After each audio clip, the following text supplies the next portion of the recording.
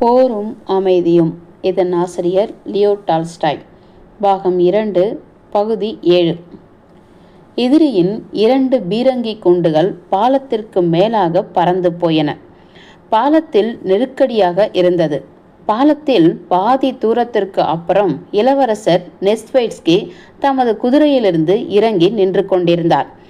அவருடைய பெரிய உடம்பு பாலத்தின் கைப்பிடி கம்பிகளில் அழுந்தி கொண்டிருந்தன. தமக்கு பின்னால் சில அடிகளுக்கு அப்புறம் 2 குதிரைகளின் கடிவாளங்களை கையில் பிடித்து கொண்டு அந்த கொசாக் நின்று கொண்டிருந்தான். அவனை பார்த்து சிரித்தார். முன்னேறுவதற்காக இளவரசர் நெஸ்வைட்ஸ்கி ஒவ்வொரு தடவையும் முயற்சித்த போதெல்லாம் சிப்பாய்களும் வண்டிகளும் அவரை பின்தள்ளி கைப்பிடி கம்பிகள் மீது அழுத்தி வைத்தன. அந்த சமயம் அவர் செய்யக்கூடியது எல்லாம் புன்சிரிப்பு ஒன்றுதான். ஒரு சாமான் வண்டியை ஓட்டிக்கொண்டு வந்த சிப்பாய் தனது வண்டியை மேலும் மேலும் காலாட்படையின் மீது நெருக்கினான். அவனுடைய வண்டி சக்கரங்களையும் குதிரைகளையும் நெருக்கி கொண்டு சிப்பாய்கள் போய்கொண்டிருந்தார்கள். அவனை பார்த்த கொசாக், நீ என்ன ஆசாமிப்பா, ஒரு வினாடி உன்னால் பொறுத்திருக்க முடியவில்லையா?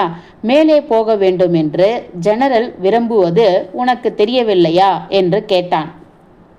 ஆனால் அந்த வண்டிக்காரன் ஜெனரல் என்ற வார்த்தையை கவனிக்கவே இல்லை.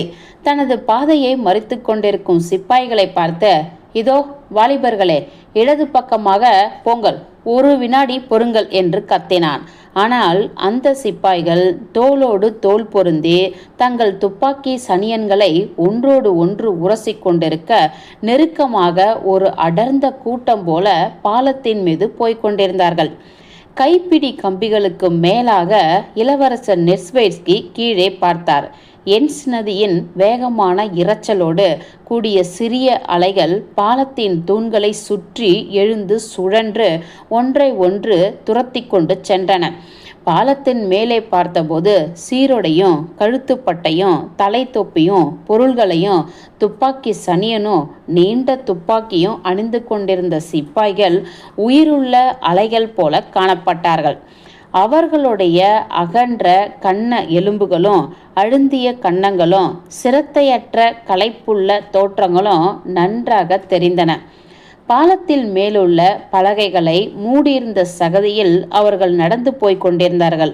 ஒரே மாதிரியான இந்த மனித அலைகளில் சில சமயம் என்ஸ் நதி அலைகளில் தோன்றும் வெள்ளை நுரையை போல ஒரு அதிகாரி நீண்ட கோட்டு அணிந்து இந்த சிப்பாய்களின் தோற்றத்திற்கு நேர்மாறான முகத்தோற்றத்தோடு முண்டி அடித்து கொண்டு போயிருந்தார். நதியில் ஒரு கட்டை அகப்பட்டு சுழல்வது போல சில சமயம் ஒரு குதிரைப்படை வீரர் கால்நடையிலையும் ஒரு சேவகனோ அல்லது ஒரு நகரத்தானோ அந்த காலாட்படையின் அலைகளுக்கு ஊடாக போய்கொண்டிருப்பார்கள். ஒரு உத்திரம் நதியில் மிதந்து வருவதைப் போல சில சமயம் ஒரு அதிகாரியின் அல்லது ஒரு கம்பெனியின் சாமான் வண்டி உயரமாக அடுக்கி வைக்கப்பட்ட சாமான்களோடும் அவற்றை தோலால் மூடப்பட்டும் நாலா பக்கமும் சிப்பாய்களால் நெருக்கப்பட்டும் பாலத்தின் மீது போய்கொண்டிருக்கும். அணை உடைந்தது போலல்லவா இருக்கிறது, இன்னும் வரவேண்டியவர்கள் பலர் இருக்கிறார்களே என்று அதைரியத்தோடு கொசாக் கேட்டான். 10 லட்சத்திற்கு ஒருவர் குறைய இன்னும் வரவேண்டியது இருக்கிறது என்று கிழிந்த கோட்டு அணிந்து கொண்டிருந்த ஒரு கோமாளி சிப்பாய் கண்ணை சிமிட்டி கொண்டே பதிலளித்தான். அவன் கடந்து போய் அவனுக்கு பின்னால் ஒரு கிழவன் வந்தான். இப்பொழுது அவன், அதாவது எதிரியை பாலத்தின் மீது சுடுவானானால் உன்னால் சொரிந்து கொள்ளக்கூட முடியாது என்று அந்த கிழட்டு சிப்பாய் துக்கத்தோடு ஒரு தோழனிடம் கூறினான். அந்த சிப்பாயும் கடந்தான். அவனுக்கு பின்னால் வண்டியில் அமர்ந்து ஒருவன் வந்தான். என்னுடைய கால் பட்டிகளை எந்த பிசாசு எடுத்துக்கொண்டு போயிற்று என்று சொல்லி ஒரு சிப்பாய் வண்டிக்கு பின்னால் ஓடி வண்டிக்குள் துளாவிக் கொண்டிருந்தான். அவனும் வண்டியோடு கடந்தான். அப்புறம் சில களிப்பு நிறைந்த சிப்பாய்கள் வந்தார்கள். அவர்கள் குடித்தவர்கள் என்று தோன்றியது. அப்புறம் பழைய பேர் வழியே அவன் தனது துப்பாக்கி கட்டையால் பற்களில் அவனுக்கு ஒன்று கொடுத்தான் என்று ஒரு சிப்பாய் தனது கோட்டை மேல் இழுத்து கட்டி கொண்டு கையை வேகமாக வீசிக்கொண்டு எக்காலத்தோடு சொன்னான். அந்த தொடைக்கறி மிக ருசியாக இருந்தது என்று உரக்க சிரித்து கொண்டு ஒருவன் பதிலளித்தான். அவர்களும் கடந்தார்கள். ஆகவே பல் மீது யார் இடித்தார்கள் அல்லது தொடைக்கறிக்கும் இதற்கும் என்ன சம்பந்தம் என்பதை இளவரசர் நெஸ்வைட்ஸ்கி தெரிந்து கொள்ள முடியவில்லை. போ, ஏன் இவ்வளவு அவசரப்படுகிறார்கள்? அவன், அதாவது எதிரி, ஒரு குண்டை வீசுகிறான், உடனே எல்லாரும் கொல்லப்பட்டு விடுவார்கள் என்று அவர்கள் நினைக்கிறார்கள் என்று ஒரு சர்ஜன் கோபத்தோடு கண்டிக்கும் முறையில் சொல்லி கொண்டிருந்தான். எனக்கு மேலாக அந்த குண்டு பறந்து போன போது, அப்பனே, அந்த குண்டை தான் சொல்கிறேன் என்று சிரிப்பை அடக்க முடியாமல் அகன்ற வாயுள்ள ஒரு வாலிப சிப்பாய் சொல்லி, அவன் பயத்தினால் சாவதை போல உணர்ந்தேன், நான் பயந்தேன் என்று பயத்தினால் பெருமை கொள்வது போல சொன்னான். அவனும் கடந்து போனான். அதற்கு பின்னால் இதற்கு முன் போனவைகளைப் போல அல்லாமல் வேறு விதமான ஒரு வண்டியை ஒரு ஜெர்மன் ஓட்டி வந்தான். அந்த வண்டி நிறைய வீட்டு ஜாமான்கள் இருந்தன. அந்த வண்டியின் பின்னால் ஒரு அழகான பெரிய மடுவோடு கூடிய பழுப்பு நிறமான பசு கட்டப்பட்டு இருந்தது. தாய்ப்பால் குடிப்பதை மறக்காத ஒரு குழந்தையோடு ஒரு ஸ்திரீயும், ஒரு வயோதிக ஸ்திரீயும், ஆரோக்கியமானவளுமான சிவந்த கன்னங்களை உடையவளுமான ஒரு ஜெர்மன் பெண்ணும் சில இறகு மெத்தைகள் மீது உட்கார்ந்து இருந்தார்கள். நாட்டை விட்டு வெளியேற விரும்பிய இவர்களுக்கு தனியாக அனுமதி கொடுக்கப்பட்டிருக்கும் என்று தோன்றியது. சிப்பாய்களின் கண்கள் எல்லாம் அந்த பெண்கள் மீதுதான் திரும்பின. வண்டி மெதுவாக நகர்ந்து சென்ற போது எல்லா சிப்பாய்களும் அந்த இரண்டு பெண்களை பற்றிய அபிப்பிராயம் கூறிக்கொண்டிருந்தார்கள். ஒவ்வொரு முகமும் அந்த பெண்ணை பற்றி அவர்கள் நினைக்கும் தருவாயில் சொல்லக்கூடாத நினைப்புகளை எல்லாம் காட்டுவது போல ஒரே மாதிரியான புன்சிரிப்பு கொண்டிருந்தது. இதோ பார், இந்த ஜெர்மன் கோலா கூட வண்டி ஏறி புறப்படுகிறது என்றான். அந்த மனைவியை எனக்கு விற்றுவிடு என்று ஒரு சிப்பாய் அந்த ஜெர்மனை பார்த்து சொன்னான். அந்த ஜெர்மன் கோபமும் பயமும் கொண்டு தலையை கீழே தொங்கவிட்டு கொண்டு வண்டியை துரிதப்படுத்தினான். இதோ பார், அவள் தன்னை எவ்வளவு அழகாக செய்து கொண்டிருக்கிறாள் பார். அட பிசாசுகளே என்றான் ஒருவன். அங்கே பார் பெடோடாவ், உன்னை அவர்களோடு குடியிருக்க செய்ய வேண்டுமாம். இதற்கு முன்பே நான் எவ்வளவு பார்த்திருக்கிறேன் தோழனே என்றான். ஒரு ஆப்பிளை தின்று கொண்டிருந்த ஒரு காலாட்படை அதிகாரி பாதி சிரிப்போடு அந்த அழகிய பெண்ணை பார்த்து, நீ எங்கே போகிறாய் என்று கேட்டார். பேசுவது தனக்கு ஒன்றும் புரியவில்லை என்று காட்டுவது போல அந்த ஜெர்மன் பெண் கண்களை மூடிக்கொண்டாள். உமக்கு வேண்டுமானால் இதை எடுத்துக்கொள் என்று அந்த பெண்ணிடம் ஆப்பிளை நீட்டி அதிகாரி சொன்னார். அந்த பெண் சிரிப்பு காட்டி அதை வாங்கி கொண்டாள். மற்றவர்களைப் போலவே பாலத்தில் நின்று கொண்டிருந்த நெஸ்வைட்ஸ்கியும் அந்த பெண்களை கடந்து போகிற வரையில் அவர்கள் மீது தாம் வைத்த விழிகளை வாங்காமலே பார்த்து கொண்டிருந்தார். அவர்கள் போன பின்பு மறுபடியும் ஒரே மாதிரியான சிப்பாய் கூட்டம் ஒரே மாதிரியான பேச்சுகளோடு போய்கொண்டிருந்தது. திடீரென்று வண்டியில் கட்டப்பட்டிருந்த ஒரு குதிரை இடக்கு செய்ததால் போகிற கூட்டம் நிற்க வேண்டியதாயிற்று. துருப்புகளின் பயணத்தில் இம்மாதிரி சம்பவம் ஏற்படுவது சகஜதான். ஏன் எல்லோரும் நிற்கிறார்கள்? ஒழுங்கு எதுவும் இல்லை போல் இருக்கிறது என்று சிப்பாய்கள் கூறினார்கள். ஏன் தள்ளுகிறீர்கள்? உங்களை பிசாசு பிடிக்க கொஞ்சம் பொறுத்தால் என்ன? அவன் பாலத்தில் குண்டு போட்டால் இன்னும் மோசமாக இருக்கும். இங்கே பாருங்கள், ஒரு அதிகாரியை போட்டு அழுத்துகிறார்கள் என்று அந்த கூட்டத்தில் வெவ்வேறு குரல்களில் ஒருவரை ஒருவர் பார்த்து கொண்டு கூறினார்கள். எல்லோருமே அந்த பாலத்தின் வாயிலை நோக்கி நெருங்கினார்கள். பாலத்திலிருந்து கீழே என்ஸ் நதியில் ஓடும் தண்ணீரை நெஸ்வைட்ஸ்கி பார்த்து கொண்டிருந்த போது திடீரென்று ஒரு சப்தம் அவருக்கு கேட்டது. சப்தம் அவருக்கு புதிதாக இருந்தது. ஏதோ பெரிய குண்டு ஒன்று வேகமாக நெருங்கி வருவதைப் போல கேட்டது. கடைசியில் அது தண்ணீரில் போய் விழுந்தது. எங்கே வருகிறது என்று பார் என்று பக்கத்தில் நின்ற ஒரு சிப்பாய் கடுமையாக சொல்லி சப்தம் வந்த திசையை பார்த்தான். சீக்கிரம் போகும்படி நம்மை அது தூண்டுகிறது என்று மற்றொருவன் குழப்பத்தோடு சொன்னான். கூட்டம் மேலும் நகர்ந்தது. விழுந்தது பீரங்கி குண்டுதான் என்பதை நெஸ்வைட்ஸ்கி அறிந்து கொண்டார். ஏ கொசாக், என் குதிரையை கொண்டு வா என்று சொல்லிவிட்டு, இங்கே பார், அங்கே நிற்போனே, வழியை விட்டு விலகு, வழியை விடு என்று கூறினார். மிகுந்த சிரமத்தோடு அவர் தமது குதிரையிடம் போய் சேர்ந்தார்.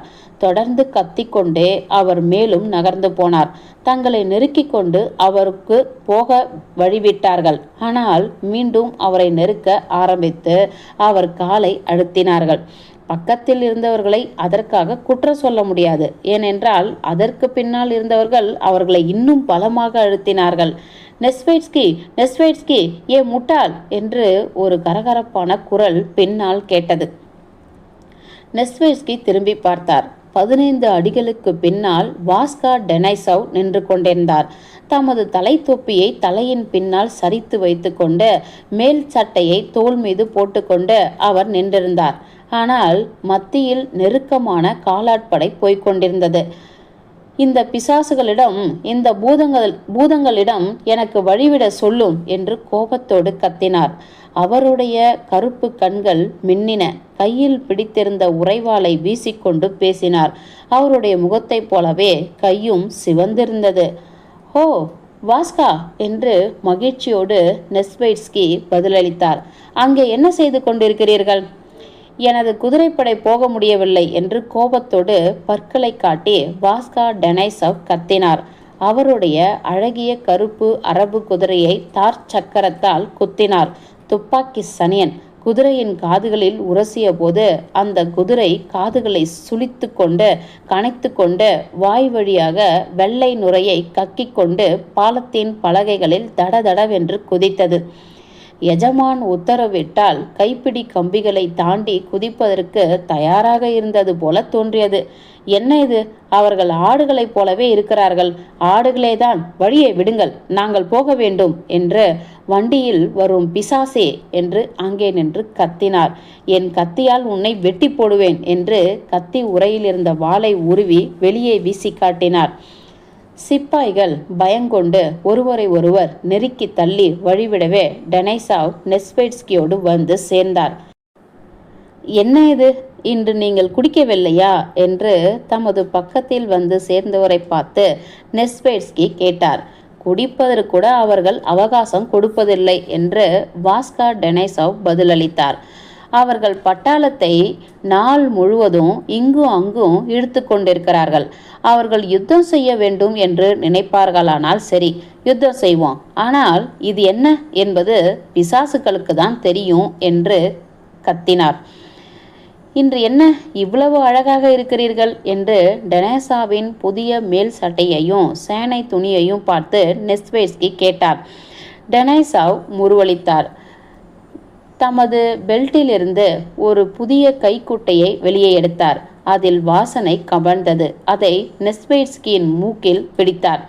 ஆமாம், நான் யுத்தம் செய்ய போகிறேன். நான் ஷவரம் செய்துவிட்டேன், பல்லையும் விளக்கிவிட்டேன், மேலே வாசனை போட்டு கொண்டிருக்கிறேன் என்றார். நெஸ்வைட்ஸ்கியின் எடுப்பான உருவமோ அவரை பின்தொடர்ந்த கொசாக்கும் டெனைசாவின் உறுதியும் மூர்க்கத்தனமான வாளை வீசிக்கொண்டு அவர் கத்தியதும் சேர்ந்து அவர்களை பாலத்தின் அக்கறையில் போய் சேருவதற்கு வழி செய்துவிட்டன. பாலத்தின் அக்கறையில் காலாட்படையை நிறுத்தினார்கள். நெஸ்வைட்ஸ்கி தம்மிடம் உள்ள உத்தரவை சேர்க்க வேண்டிய கர்னலை கண்டுபிடித்தார். அவரிடம் உத்தரவை சேர்த்துவிட்டு மீண்டும் குதிரையில் திரும்பினார்.